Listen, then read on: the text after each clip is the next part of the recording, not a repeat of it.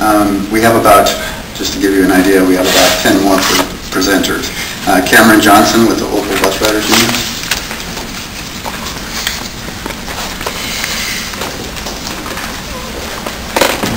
Hello, I'm Cameron Johnson. I'm 15 years old. I'm here with OPAL. I am also here on behalf of the Mount Scott Community Center Teen Volunteer Corps. I'd like to talk about the impact of service cuts on youth again. Because I bet most of you have gotten to talk from your parents similar to when I was a kid. I had to walk to school 7 miles both ways with snow over my head.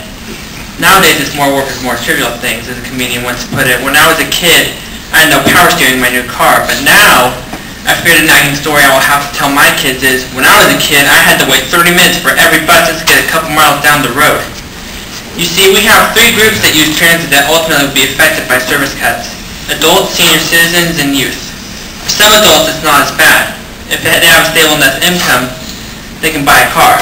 For senior citizens, a lot of which rely on transit, they can always use the Lyft services if they're available. For youth, they can't use the Lyft services, and most of them are too young or unable to find a vehicle to drive, so they are stuck with transit for the most part. The more you cut service to both bus and MAX, the less options the youth have. Another thing most youth hear from their parents in regards to summer is, don't stay inside all day, go out and do something. I won't be surprised if the youth's response has to be, I wish I could, Mom, but the bus hardly runs today. Or, Mom, it'll take too long. I myself run the risk of losing a lot of activities I was planning because I can't get home by my curfew thanks to the sneaky cuts you implemented on June 6th. I'm turning 16 by next month, and the idea of buying a car is more and more appealing to me. I was originally involved with OPAL on an excursion to talk to people about service cuts and to unite them. Most of them, when I asked them, have you heard about the service cuts and the fare increasements? The response is, what?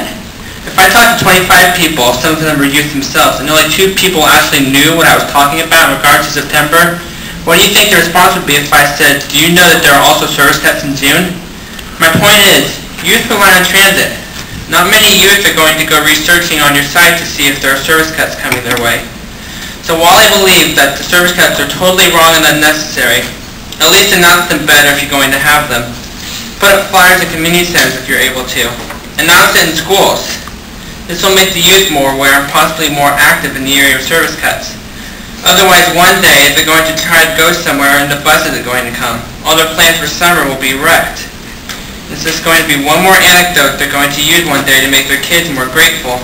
Except by then, the kids will respond with, big deal, Dad, at least your bus ran more than once a day. Thanks, Cameron.